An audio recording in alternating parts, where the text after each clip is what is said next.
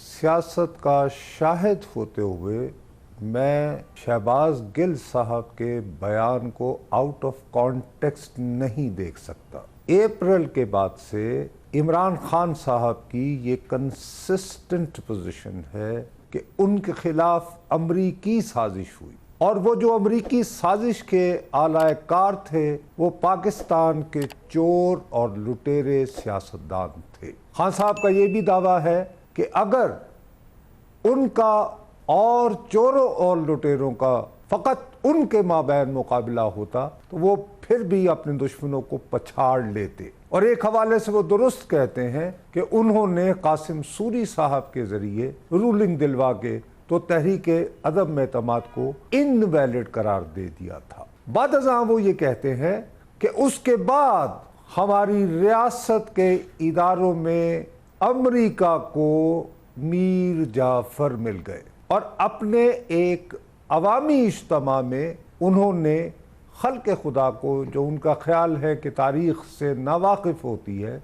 समझाने के लिए ये भी बता दिया कि जिन दिनों नवाब सिराजुद्दौला ईस्ट इंडिया कंपनी की इंक्रोचमेंट के ख़िलाफ़ बरसरे पैकार थे तो मीर जाफ़र किस ओहदे पर फायज थे।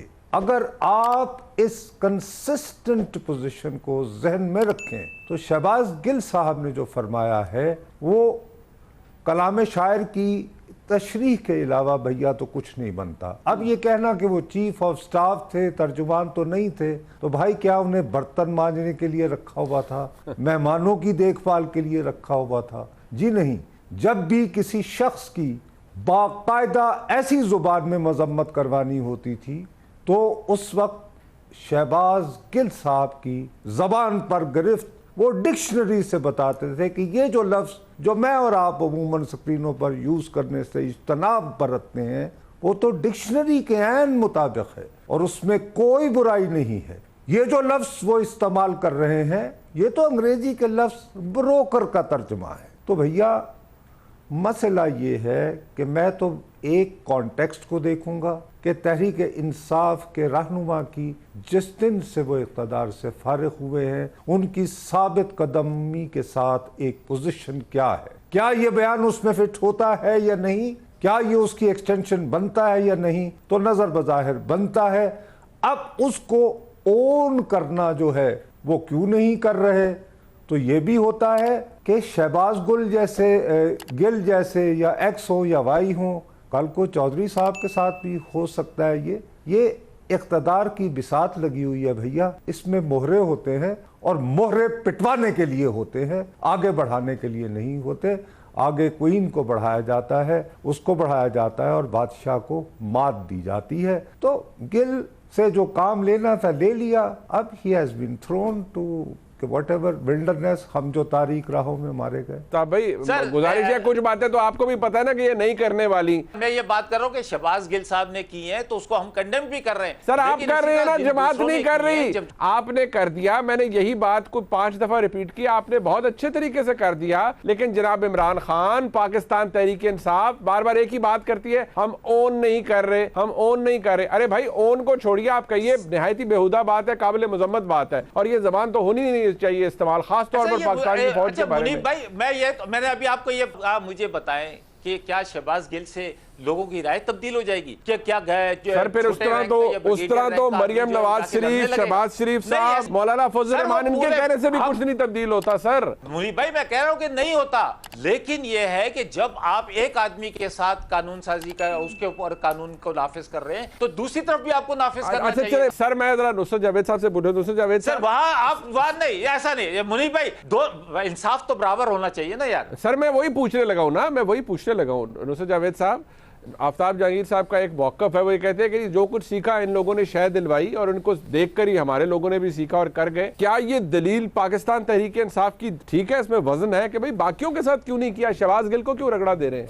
मुनीब भाई ने कैटेगोरिकल अल्फाज में उसको डिसोन किया है, मजम्मत भी कर दी है। अब आप उनको कांटों पे घसीट रहे हैं, नफीस आदमी हैं, उनकी मासूमियत से उनको तो मैं एक्सेप्ट कर रहा हूँ। और अगर तारीख की अगर आप तारीख की बात करेंगे ना तो अभी उन्होंने खुद आपको एक बात कही है कि वो 17 साल के थे जब उन्होंने 1977 की तहरीक में, अभी जवानी भी पूरी तरह नहीं आई थी, हिस्सा ले रहे थे और नारा लगाते थे राशा राशा असगर राशा। ये वो रेफरेंस दे रहे हैं असगर खान साहब का। तो आफ्ताब भाई को तो फिर ये भी याद होगा कि शहबाज गिल से 5000 साल पहले असगर खान साहब ने इसी तहरीक के दौरान एक ख़त लिखा था जिसका मजमून भी इसी नौइयत का था कि गैर आइनी और गैर कानूनी जो हैं वो ऑर्डर्स न माने जाएं। तो आफ्ताब भाई ने तो उन दिनों से सीखा हुआ है ये, तो ये खाली इन्होंने मरियम और नवाज शरीफ से नहीं सीखा।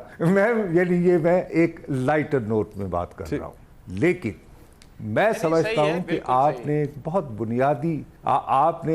बुनियादी सवाल उठाया था, उस तरफ आपने उसको प्रॉपरली फॉलो नहीं कर पाए। मैं उसमें बहुत इंटरेस्टेड था कि क्या अब वफाकी हुकूमत इस बयान की बुनियाद पर तहरीक इंसाफ को घेरे में लेना चाह रही है या कि ये गर्म हवा कहीं और से आ रही है। बखुदा आज सुबह तक मैं ये तय किए बैठा था कि गर्म हवा कहीं और से है और राना सनाउल्लाह इन दिनों आजकल वही कुछ कर रहे हैं जिस तरह किसी दिनों में शहरयार साहब ये कहा करते थे कि जान तो अल्लाह को देनी है। आज मुझे कुछ शुबा हो रहा है कि ये कोई कच्चा हाथ डाला है।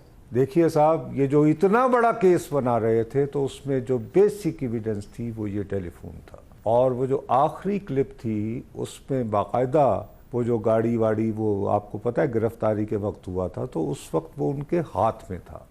अब ये कि अगर वाकई high profile highly trained cyber crime को पकड़ के और एक कॉन्स्पिरेसी एस्टैब्लिश करने वाली टीम उस गिरफ्तारी पर मामूर होती तो शहबाज गिल साहब को शायद फरार होने दिया जाता। पहली चीज इस टेलीफोन को पकड़ा जाता। अब उस टेलीफोन की तलाश जारी है। देखिए, हम एक ट्विटर के ज़माने में रह रहे हैं, आफ्ताब भाई सही कह रहे हैं, इसमें करंट मैटर करता है।